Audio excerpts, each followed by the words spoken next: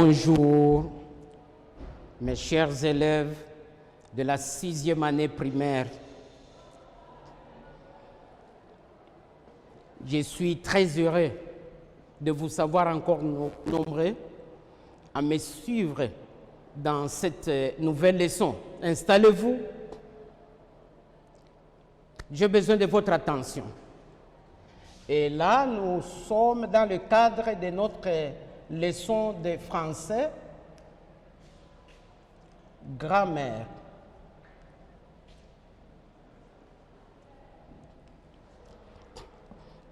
Français, grammaire.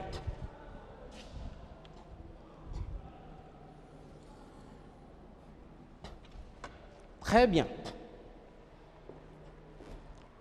Ces derniers jours, nous sommes en train de parler des mots invariables. Lequel? La préposition, la conjonction de coordination et dernièrement, nous avons parlé de la conjonction de subordination. J'écris ma phrase au tableau.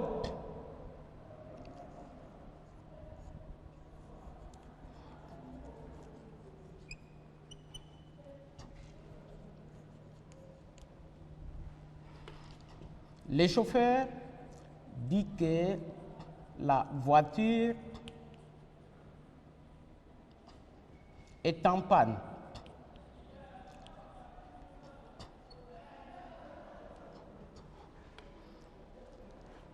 Le chauffeur dit que la voiture est en panne. De tous les mots qui forment cette phrase, lequel pouvons-nous appeler conjonction de subordination? Quelle est la conjonction de subordination employée dans cette phrase ici? La conjonction de subordination, c'est que. C'est quoi la conjonction de subordination? C'est un mot invariable. Quel est son rôle? Ce mot relie quoi? La proposition subordonnée à la proposition principale. Ça relie toujours deux propositions. Et l'une est dite principale, l'autre est subordonnée. Et alors, la conjonction des subordinations vient au début, introduit la proposition subordonnée. Et là, alors, nous dirons, la proposition subordonnée, c'est que la voiture est en panne. Et la proposition principale, c'est le chauffeur dit. Et là, nous disons que la proposition subordonnée est celle qui dépend d'une autre. Et celle dont elle dépend est appelée principale. Ce n'est pas fini. Nous cheminons petit à petit. Et nous voulons passer à une autre catégorie de mots. Suivez.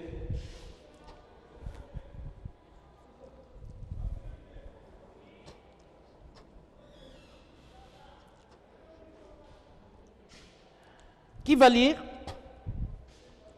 Je marche. Ok.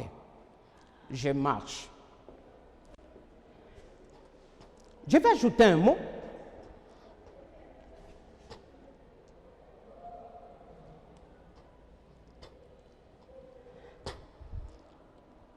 Ça devient maintenant, je marche vite. Et là, comment ça va se faire? Vous me suivez? Je marche.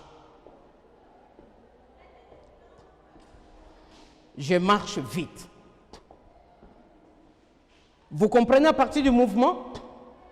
Et pour que ma démarche change, j'ai ajouté quel mot? Vite. Très bien, vous êtes vraiment intelligent. Je reste toujours là-bas. Je encore un mot. Je prends Et d'ailleurs, j'efface ici, je mets là-bas.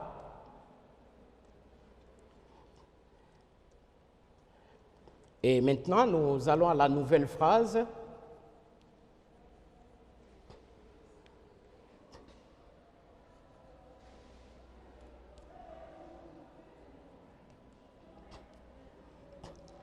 Quelle est la nouvelle phrase? Je marche très vite.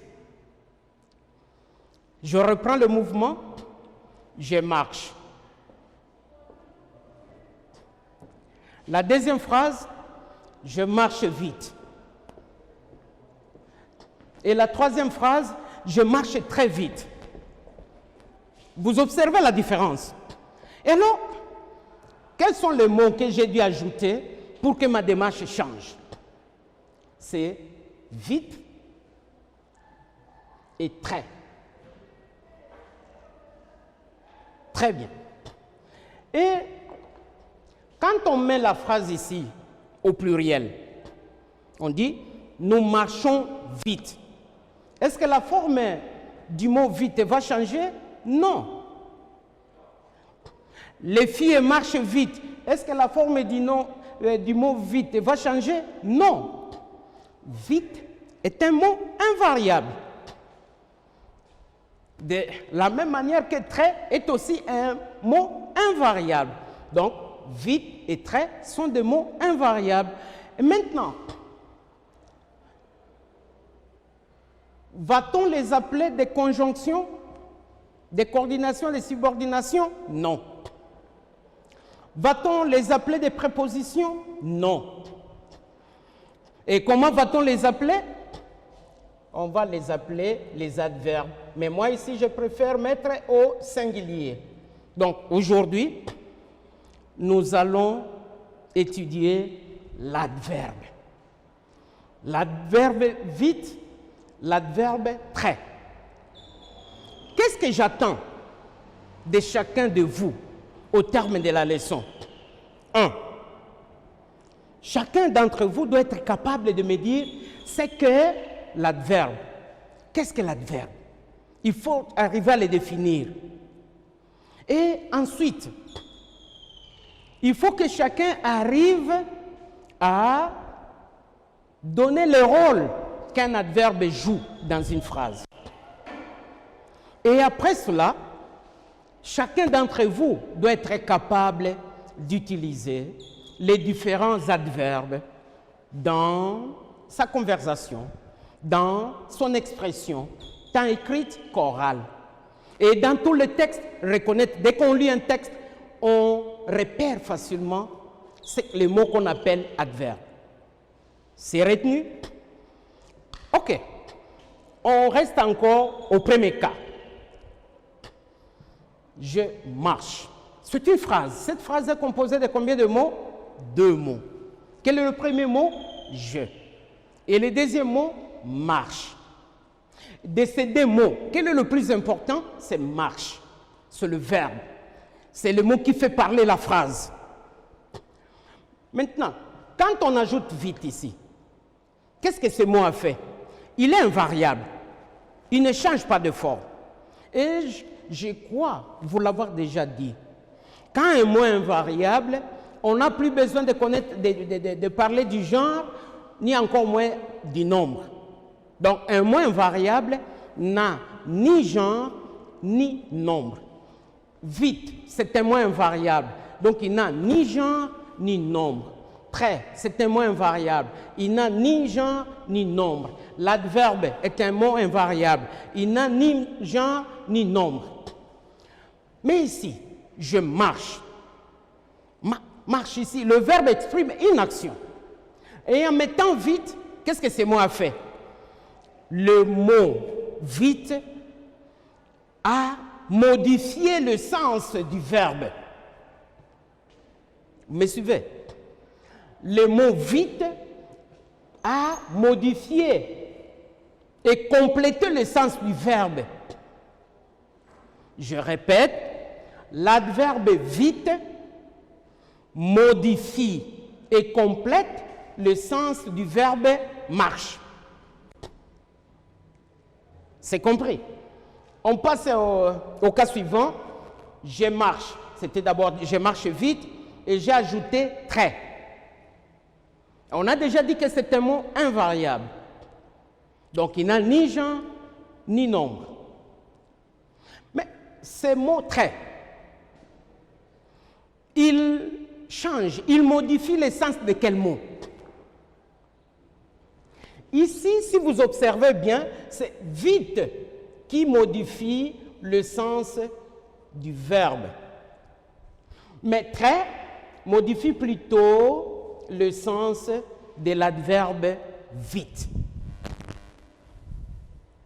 Ça modifie, ça complète aussi l'adverbe vite. OK? Point 2.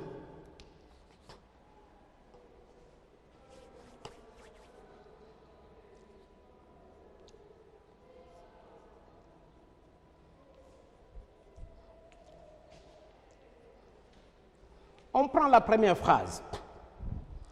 Répondez-moi. Répondez-moi. Est-ce que dans cette phrase, il y a un mot invariable? Non. Tous les deux mots sont variables. Parce que là, on peut dire répondons. Hein? On peut dire répondons, ça change. Et au lieu de moi, on peut dire nous. Répondons-nous. Ça peut se dire répondez-les. Ça peut se dire et maintenant, on change. Qu'est-ce qu'on peut dire? Répondez-moi. Quand on pose maintenant la question, comment? Répondez-moi, comment? On dira poliment.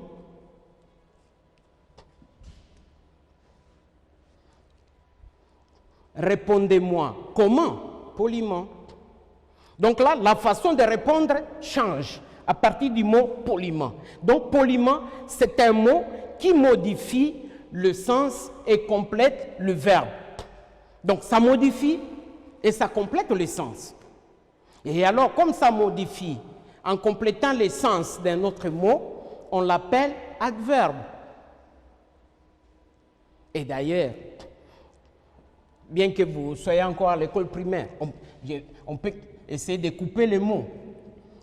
Quand on dit adverbe, on les coupe. Quand on dit ad, ça veut dire qui modifie. Et alors, quand un mot est appelé adverbe, cela veut dire que le mot modifie le sens du verbe. Modifie le sens du verbe. Mais au-delà du verbe, il peut modifier le sens d'un autre mot. Donc, quand on dit adverbe, pensez directement au verbe modifié.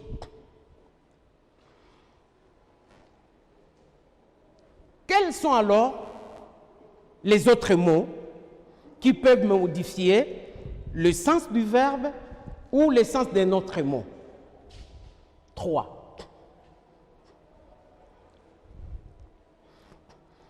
On peut dire hier, Paul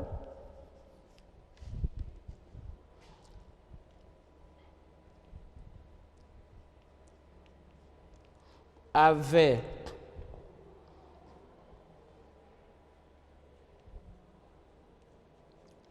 beaucoup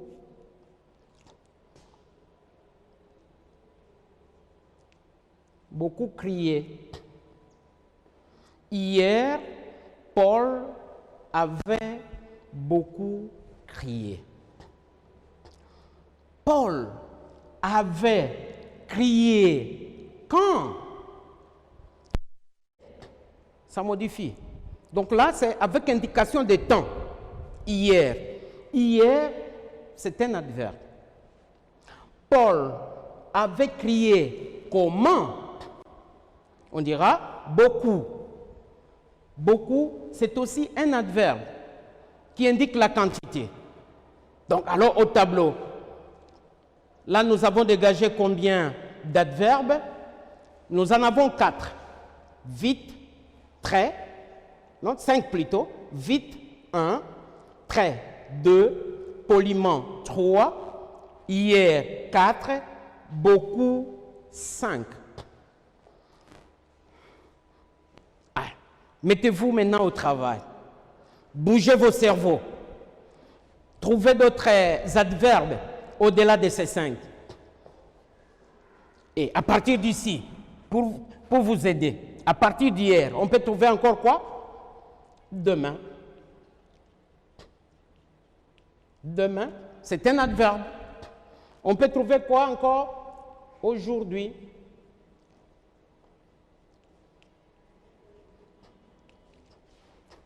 On peut encore trouver quoi? Après-demain.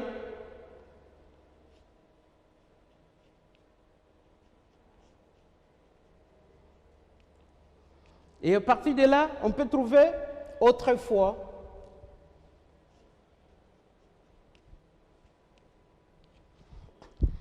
On peut aller plus loin à partir d'ici, parfois.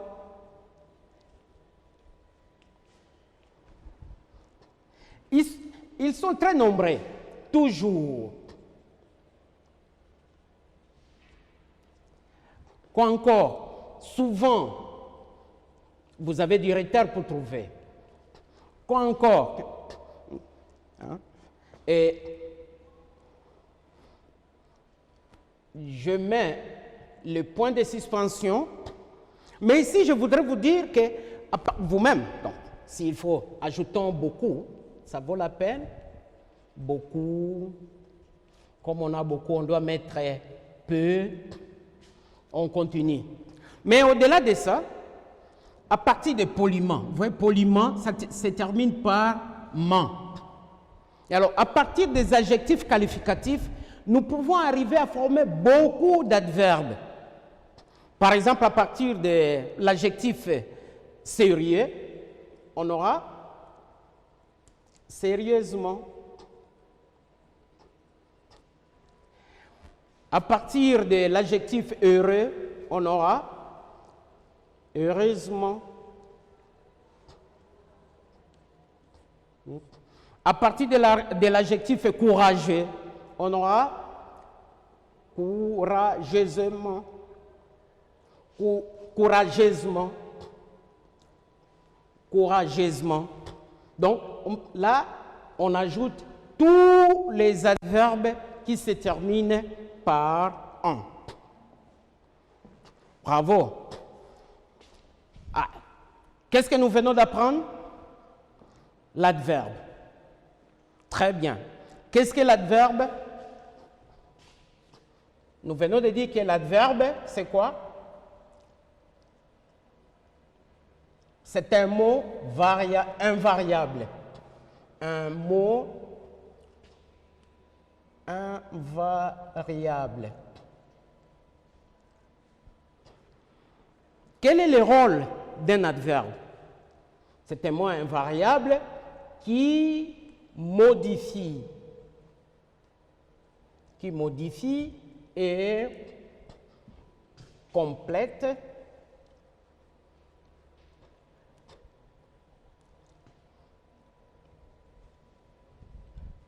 un verbe, disons complète le sens d'un verbe ou d'un autre mot.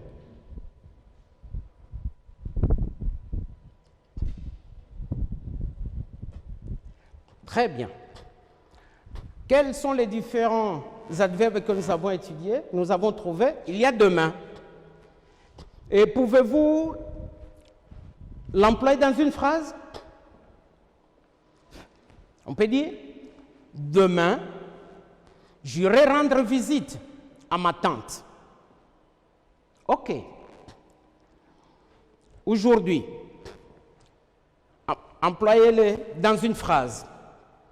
Qu'est-ce qu'on pourra dire? Aujourd'hui, c'est un grand jour pour moi. Très bien. Après-demain, qu'est-ce qu'on peut dire? Après-demain, ce sera le jeudi. Très bien. Autrefois. Dans une phrase, qu'est-ce qu'on pourra dire? Autrefois, les ancêtres mesuraient leurs champs avec les pieds. Autrefois, les ancêtres mesuraient leurs champs avec des pieds. Très bien. Parfois.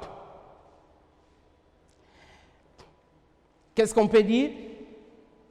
Cet enfant est parfois menteur. C'est différent de cet enfant est menteur. Si on garde la même formule, on peut dire aussi cet enfant est toujours menteur. Si on garde la même formule, on peut arriver à dire cet enfant est souvent menteur. Beaucoup. Qu'est-ce qu'on peut dire? J'ai bu beaucoup d'eau. J'ai vu beaucoup de gens sortir dans la rue. J'ai vu beaucoup de mouches se déposer sur la viande pourrie. Peu. Il utilise peu de mots pour s'exprimer. Il utilise peu de mots pour s'exprimer. Très bien. Donc ici, point 2.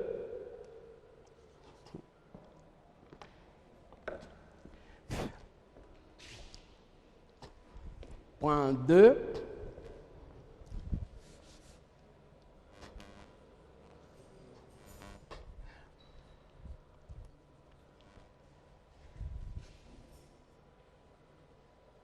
Les adverbes courants sont. Et on reprend. Donc on peut dire, on a demain. Pour les adverbes qui indiquent le temps, hier, aujourd'hui,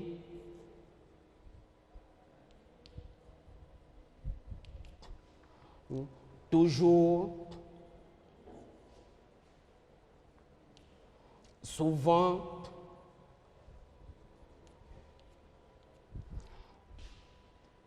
autrefois,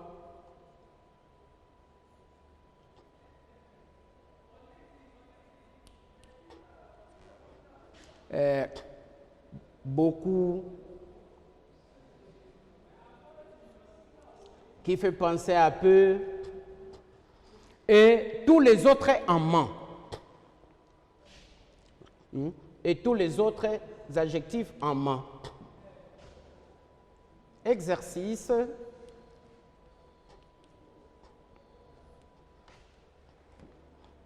Premièrement, vous allez compléter.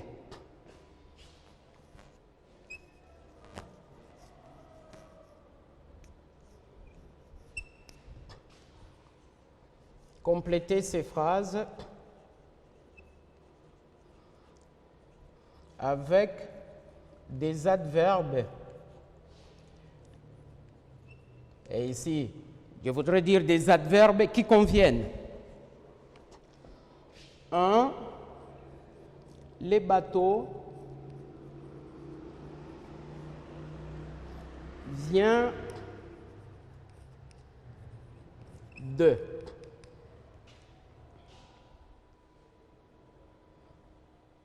Mais on voit déjà une pirogue.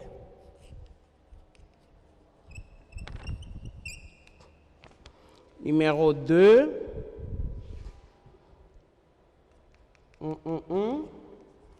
On a entreposé les marchandises.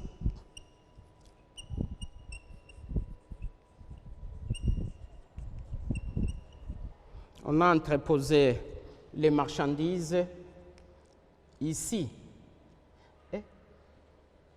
Oh. Non, non, on peut trouver là-bas aussi.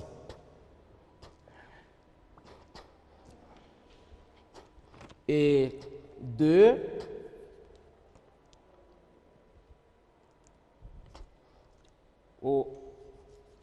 Janil là, je dis ici.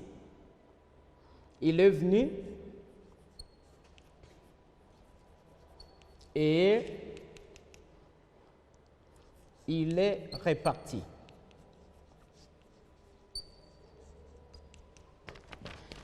Trouvez des réponses.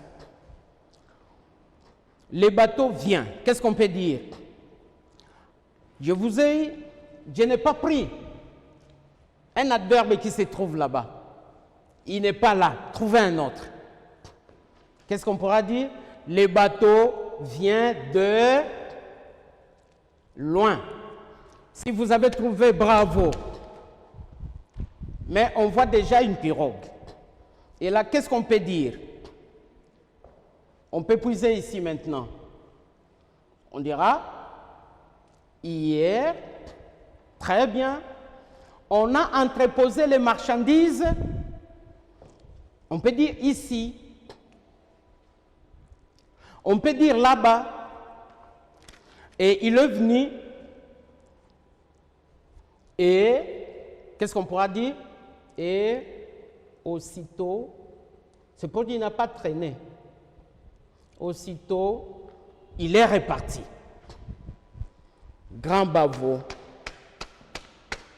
Devoir. Devoir, c'est une façon de vous mesurer.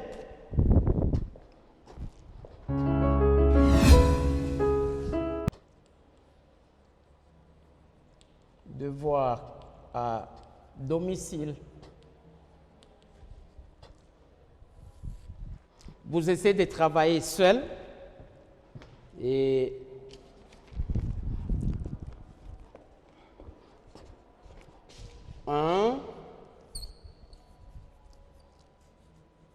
construisez une phrase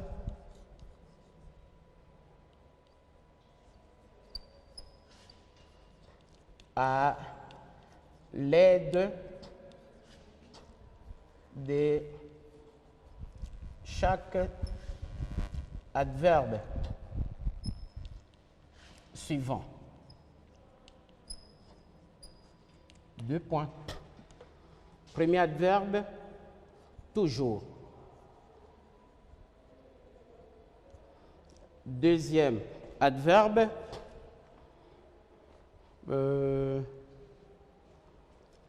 prends maintenant. Maintenant, c'est, je prends jamais. Et D, je prends trop. Et numéro 2,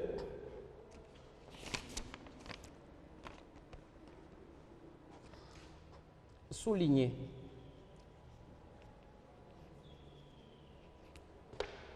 Souligner les adverbes.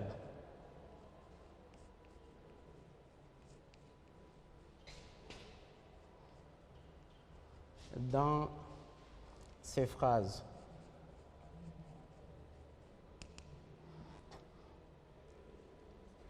Première phrase.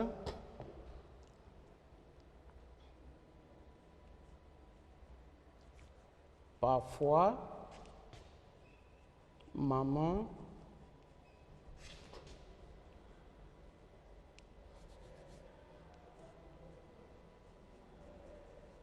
prend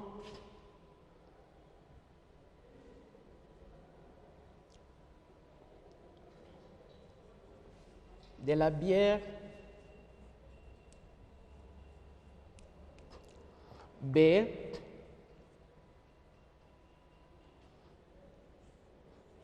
il n'est jamais trop tard pour mieux faire.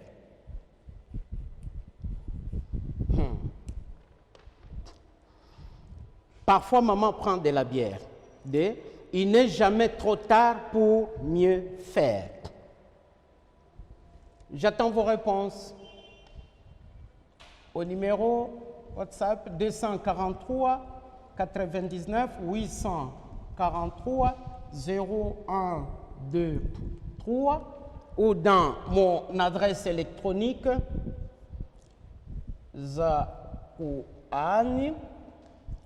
22 Daniel, toujours en minuscule, @gmail.com. Je vous aime beaucoup et à la prochaine.